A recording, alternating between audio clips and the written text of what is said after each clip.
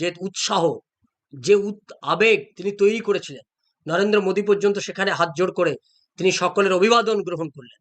শুরুতে তিনি নরেন্দ্র মোদীর মঞ্চে দাঁড়িয়ে তিনি যে চ্যালেঞ্জ মমতা ব্যানার্জির দিকে ছুড়ে দিলেন আজকের এই সমাবেশ মঞ্চে, 2026-এর বিধানসভা নির্বাচনকে কেন্দ্র করে মমতা ব্যানার্জিকে এ সরকার থেকে উৎখাত করার ডাক তিনি দিলেন। একবার নয়, বেশ কয়েকবার তিনি ডাক দিলেন। তিনি এই সরকারের দুর্নীতির কারণে এই সরকারকে উৎখাত করতে হবে। এই সরকার যে তোষণবাদী রাজনীতি করে, সেই তোষণবাদকে যদি আমাদের নির্মূল করতে হয়, শ্যামাপ্রসাদ মুখার্জির পশ্চিমবাংলাকে যদি রক্ষা করতে হয়, তাহলে তিনি এই সরকারকে উৎখাত করার ডাক দিয়েছেন।